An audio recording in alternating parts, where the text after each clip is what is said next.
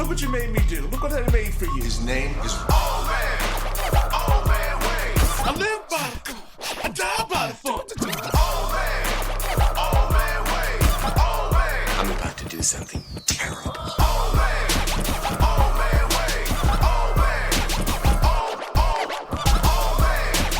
Old Man. Nope, not doing this. We're not doing this. Ha ha. Point. Old man. Old man. Old man. Old man. So the first time I've recorded with Slade Ham, I'm not drinking, and technically it's not early because I work overnights, but I'm off tonight. But I fell asleep. I woke up later than I wanted to, and I was like, I should go run to the store and grab a 4-pack and just call it a day. Thinking I was like, oh, Slade's got shit to do. I probably won't hear from him until like 6. And then I get a deal. I'm like, shit. I told you, man, life is happening fast. I didn't know what today was going to look like. I knew I was going to be able to squeeze an hour or so in somewhere, and I surprised you. So I'm sorry you're having to do this with sober ears and heart.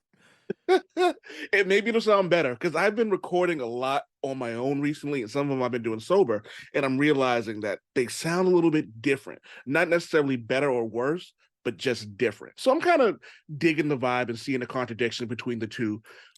Well, so I'll tell you the biggest difference for me has always been my ability to close the circuit, right? If I start talking about something when I'm a little not straight, then the odds of me finishing that thought are slim, right? I get tangential. And the challenge of the solo show I do in particular has been to force myself to work that muscle out. I'm allowed to venture, right? You have a main road, you have a thoroughfare, right? Your interstate, and you got all these exits, and I'm easily distracted, right? Dog, squirrel stuff. So especially if I'm going down internet rabbit holes, or if I'm talking about something will leap into my brain, and I have to go, well, you reach that fork in the road. Do I explore this and risk not being able to get back to my topic, or do I go down this side road and make myself have to go back? So when I'm drinking or anything else, then my map tends to get fuzzy. My ability to get back to the main, I end up dying like Chris McCandless in that school bus and Into the Wild. You know what I mean? You're like, you were right by the freeway. I'm like, I couldn't find my way back. So my podcast has been a good exercise in that, versus just staying completely sober, where you're like, oh yeah, I can find my way back to the road with my eyes shut. Do you mean that podcast, the Slade Ham Experiment? The Slade Ham Experiment. That's the show. It's nice I made the show up for one reason, right? Everybody's doing podcasts this whole year, and we can talk about this later if you want to, but this is the year of unorthodox approaches. I realize in fact, it might be today. Is it the 1-year anniversary of the experiment that we're taping? Hang tight. I think today I put out the first 3 episodes, July 6th, 2022. So it's a year today. And I did it all, instead of throwing it into the water and being like, man, let me try to compete with everybody doing these smart interview shows and bringing on brilliant guests. And I'm not going to out Joe Rogan, right? I'm not going to out Lex Friedman. You guys have the intelligent talks with space aliens or chemical engineers or whatever it is you're doing. And I'm going to figure out how to organize the shit in my own dumb head. And that's what my podcast happens to be. It's just me sitting down with whatever's flown into my path that week and me trying to work my way through it. Sometimes it's some dumb philosophy I'm trying to work out for myself. Sometimes it's some news story. Sometimes I'm just musing on, like you've seen me do, video games and movies that make me smile, because there's a shortage of it all. So it's fun, and it helps me learn my way back to the road. Mark, that's it. It's funny. So a couple things. I remember having this conversation with you earlier this year when I said I wasn't sure if I was going to continue to do the podcast, but I was thinking about doing it on my own. One of my closest friends and co-host, Javi, him and his wife just had their first baby. Mm-hmm. So he's doing that, and, being a great spouse and soon to be father to his wife. And on top of that, he quit his job at Pfizer in September to go start pursuing his own career. Like he's doing amazing things. His video, him and his team are putting stuff together. He's gone around the country more than a dozen times this year. So he's doing really well. So it was kind of like in my emotional state, I felt sad because it was like I was like, man, I'm losing my co-host. My friend's still there. But I'm losing my co-host because he's busy. And I felt bad about asking him for stuff, but it gave me an opportunity to kind of work things out myself. To your point, you was talking about, because I was asking you, like, how do you do the Slade Ham experiment? Blah, blah, blah, like, how do you write things down? You give me advice, so I tried it. And it's actually kind of fun, just talking. And it's funny because I was like, I'm not going to be able to do 30 minutes on a couple of subjects. And then I realized I'm done 30 minutes on one subject. I'm like, oh, okay. Look, we trick ourselves all the time into thinking we can't possibly generate enough ideas to fill whatever's being asked of us, right? That's every artist's dilemma. When you put out an album, the fear is that as soon as it's done, that let down the next day of, oh my God, now what? Well, now what? You got to write the next album. And it's very easy for us to believe that doesn't come quickly, that it's this crazy hard process. And the reason it does is because the first couple of things we do take forever, right? Think of the first podcast you're thinking about what you're going to do. You're going through the process. How much of this am I going to remember? How many notes to take? What am I going to forget? Is it okay to forget? Is it not okay to forget? Can I edit this? All that dumb whirlwind of stuff, right? Big nebulous cloud of bullshit that comes with making something. It all distills itself down after you've done it 3 times, then 5 times, 10 times. Suddenly you're on the year anniversary, or with the Whiskey Brothers, the 13th or so year, where you've distilled all that down to, no, I just turn on the microphones and all this stuff comes out and I can dump whatever I want to into it, knowing that next week there's going to be a completely another cup full of stuff. And it's until you sit down and do that and realize that every human being has 30 minutes worth of bullshit they want to get off their chest from whatever has gone on during the week. And in this instance, it's not even about an audience. For me, anyway, I can't speak for what you're doing, but it's not even about generating the audience, because the value is in me producing the coherent, cohesive, closed circuit thought that lets me put whatever's been vexing me or whatever intrigued me or made me curious or stuck itself in the side of my head that week. Instead of walking around with that porcupine quill for the rest of my life, I get to just pull it out, look at it, address it, talk my way through it, set it down, and then decide, hey, does this idea come with me any further in life, or am I done with it? Did I get it done on a Sunday in 30 minutes? Because sometimes I do. And it's funny because I recorded with my buddies last Saturday, but before that, I think it's been about a month since I put out an episode. And I've decided, it's like, you know what? I'm not going to say a snowball's chance, but there's a small chance that this becomes something that makes money. And if it does, cool, that's great. I'm all for it. I would love to make money doing this. But if it doesn't, I'm also not going to stress myself doing it. My passion is writing. I have more than enough. That's something that I know is going to become a thing one day. I'm going to become a full-time writer. I get paid to do it now, but one day that'll be the one thing I'm doing. It'll be writing, and that'll be that.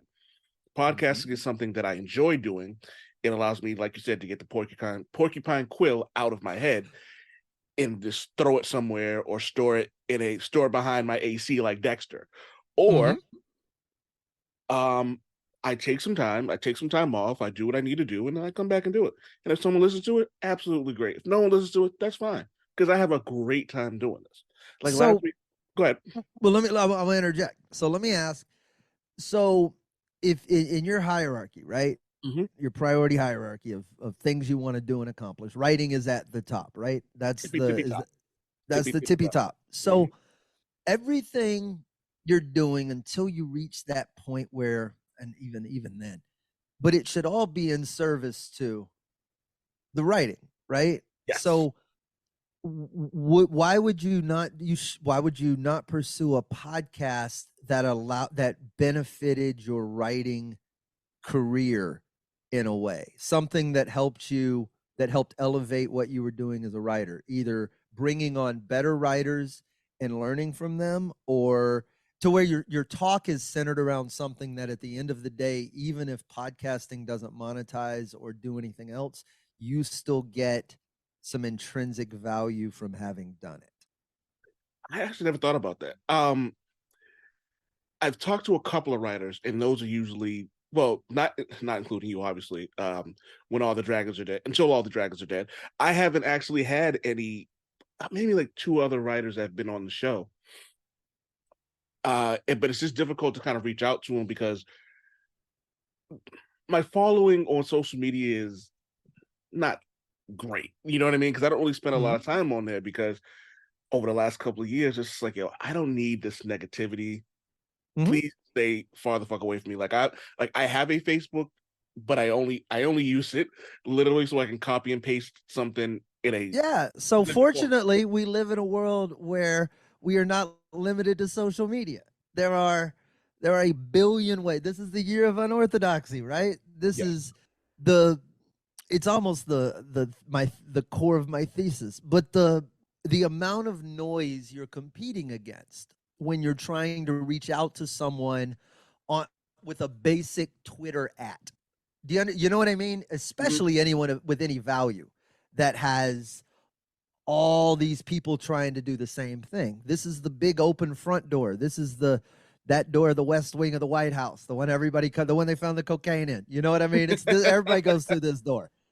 This is what you're looking for, is a window, right? You want to go tap on the glass while Uncle Joe's sitting at the Oval Office desk, and him turn around and go, "Oh shit, how'd you get here?" Everybody else seemed to be up front. I wanted to have you on my podcast. That's what you're looking for. So it becomes a matter of what can you do to get a hold up, because you don't have to start at the top. The upside to authors and writers is that there are literally almost as many as there are people. There's like to varying degrees. So you're just looking for someone you're looking for an entry point that is above where you are, right? Yeah. Perhaps a journalist at a magazine that you respect. Perhaps, just someone that's at a place that you're not. And it's not hard to go find those people. Are easier to reach because they're not getting near as much traffic. J.K. Rowling is going to be a difficult writer to grab on a Sunday afternoon, but the guy who's written the 10 most popular articles for Vice or something might not be. And it's because they're less celebrity and they might have a better chance of being reached. But you bring somebody on like that with a very specific, I'd sit down and look at me, I've just hijacked your whole podcast. It's not that serious.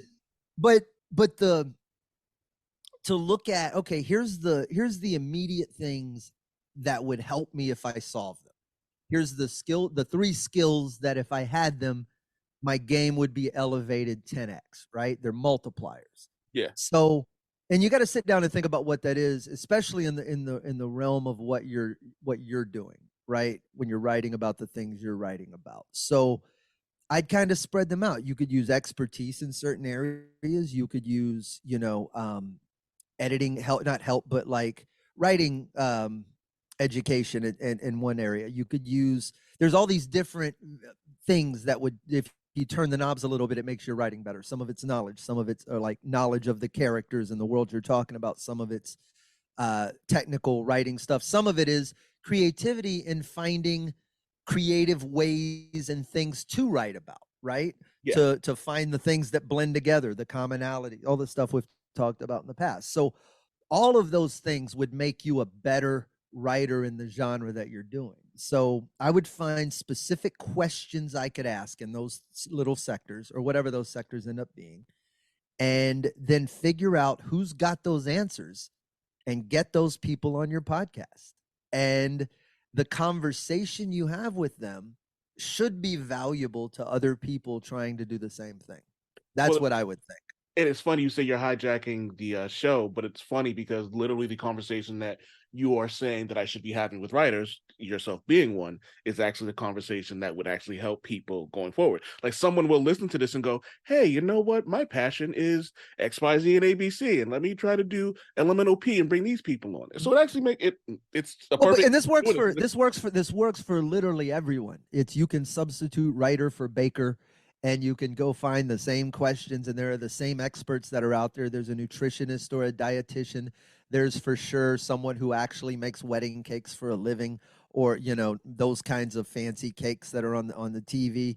And then there's someone who just understands old-fashioned baking and the chemistry of. There's so many different areas if you bore down into any subject, and you quickly realize that a podcast is just really the most publicly acceptable way to ask people these questions, right? If you no one no people, we feel like people are wasting our time if they just show up in person and only one person hears the answer. So that's the currency you have is, hey, you can help 1,000 people at one time instead of just me. Would you like to have that conversation publicly? And most people really, really, really are excited to talk about the stuff that they're nerds about. And bonus points to you if the writing stuff you're asking them about is not necessarily just their career, but it's actually like the thing they're super passionate about also. And then it becomes, cool, because people love talking about the stuff they're interested in. Well, it's funny. Like, one of the reasons why I love doing these shows with you is because we do get into the stuff that you do, like your comedy, which we'll get into later, your book, which we've discussed, but we nerd the fuck out. Like we get to talk about Todd McFarlane's how he reinvented the way his webs are done, or something that I wanted to talk about.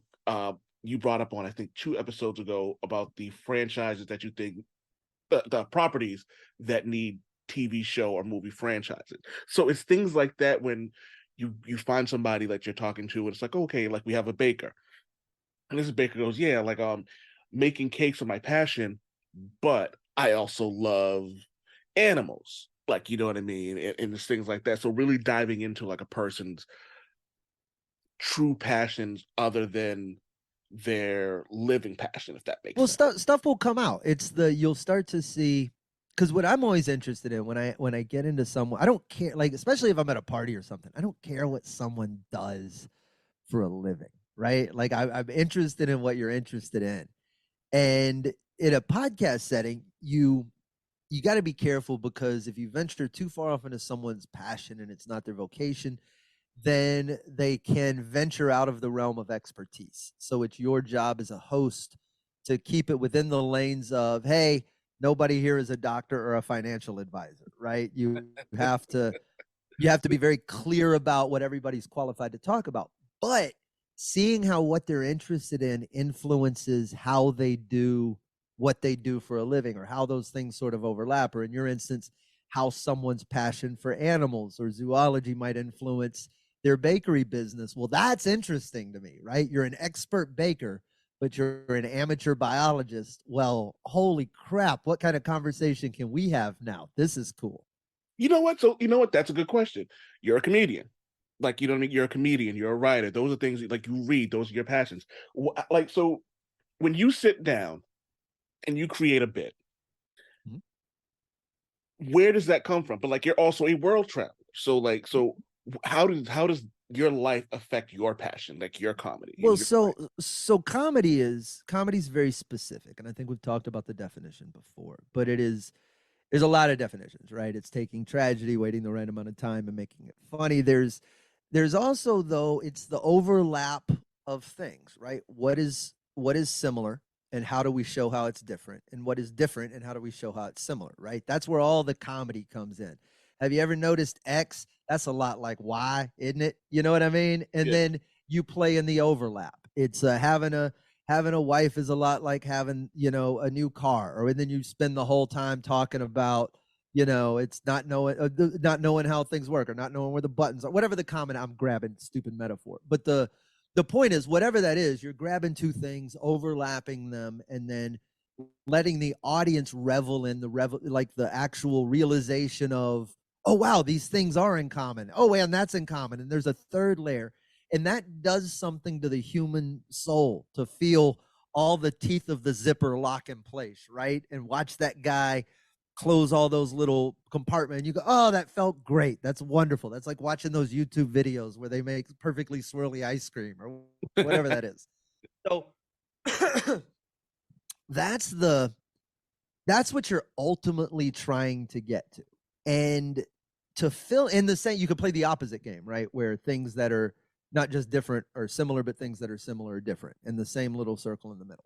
But to actually compare things, you have to understand things, or at least have some experience of things, right? It's very difficult for me to make jokes about a place I've never been, or about someone I've never met, or something that I've only heard of and have had to imagine and am now trying to regurgitate, right?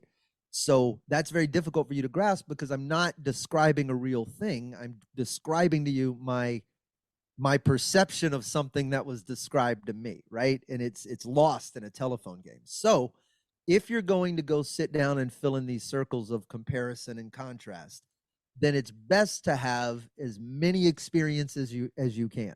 If you're going to talk about something, you should have done it. And that's I'm a big fan of that. I say yes to a lot of stuff. I'll go just about anywhere.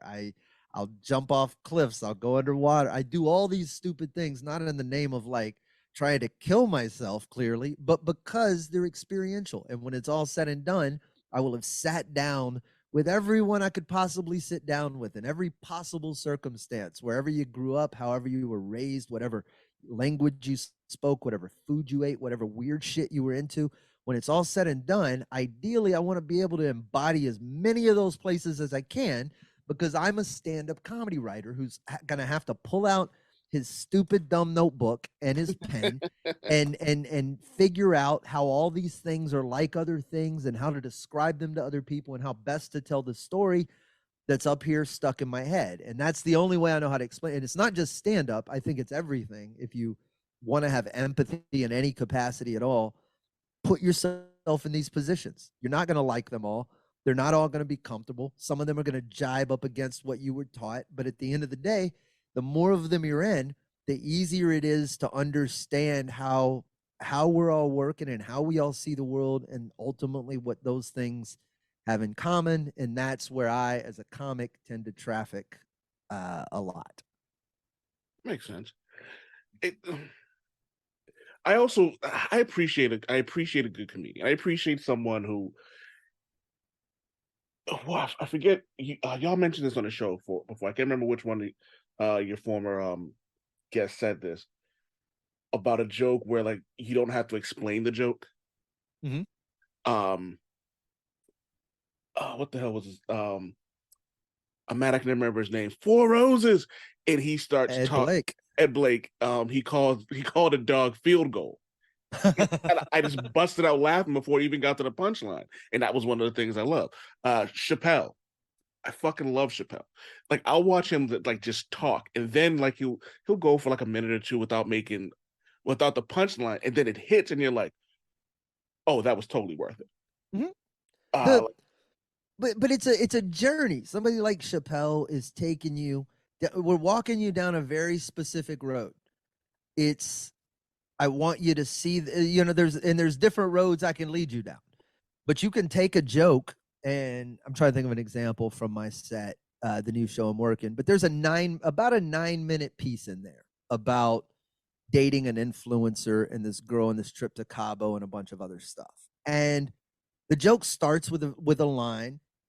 And then I'm leading you down, again, very specific roads and around corners and in a distract. You know how when you're playing, when you got a piñata and they put the blindfold on you and they spin you around a couple of times, and it's all designed to make you not know where the piñata is, but then ultimately for you to get enough swings in that you smack the piñata, and then there's all this happiness that ensues. That's sort of what we're doing with the joke, is I want you to see this and then forget it's there. And then I take you over here, and this is all fun and super distracting. And then I'll bring you back over here just so that I can show you this thing again that I showed you 9 minutes ago, but from a slightly different angle. But it took us 9 minutes to walk around to that. And now this is hilarious, but I needed you to be way over here to see that. And that's the fun to it. I mean, you're literally designing the whole experience for the audience. Makes sense. And Dave's the master. So it's funny because I wasn't a big Dave Chappelle fan in terms of his stand-up, but I also think for me it was maturity. Mm-hmm. There were just certain jokes I didn't find funny because I just wasn't mentally there. Mm-hmm. After his first, I love Chappelle shows. I'm not talking about his like the sketch comedy stuff. Once his first stand up came out on Netflix, I was like, I need to go back. So I watched his earlier two HBO specials, and I was like, oh my god, these are fucking great. Where the hell was I at when, like, where was my mind at when all this stuff comes? But and it's obvious, it's different because like he was a different person. Was it 20 years ago when he did that, as opposed to when he came back and did Netflix, a completely different person, completely different experiences, life changes, the whole nine yards. So that's something else I appreciate about just anybody in any profession, just the progression of their profession, like how someone can just really look like I'll use myself as an example. I went back and read some stuff that I wrote 7 years ago. I was like, ugh, I can do this better than that. I've been kind of toying with the idea of redoing articles that I've No, done from like, no, veto. I say no. It is the you are you are falling into the same Hollywood. You have the same problem mm, Hollywood does. There's no. no You remakes, understand how many no times we reboots, gotta watch? How many times we gotta watch GI Joe? I just watched the 21st Transformers movie. It's the which may or may not be a reboot. I don't even. It's so convoluted. They're just shuffling the deck. No, you have new things to say. You don't need to go say what 7 year ago you had to say a different way. That kid he spoke his piece. He said what he said, good or bad, as a good or bad writer. Accept what those things are and write new stuff. There are 7 years worth of things that have happened since that kid wrote that thing. And you're telling me that you can't find another thing to write, so you got to go poach his oh poorly written thing from oh 7 years ago? trust me when I tell you, No. I pitch my editor ideas at least once a day, sometimes three. And some of the stuff, like I have a Google Doc of just article ideas and skeletons for things, and it's just like, and then it's funny because I have to keep going back and refreshing it to remind myself, Mhm. all right, you have to do, like, I'm working on one. It was like the not comic characters, uh comic book and action stars that should be DLCs in Mortal Kombat. Oh, strong. I Well, pitched that to who are your top three? top. Hang on, wait. So they vetoed this. No, they that's one of the things I love about my editor. He doesn't veto anything. Okay. Even when, so there are times where I'll pitch an idea and he'll go, hey, someone else has done that, but if you can come up with another angle, then do that.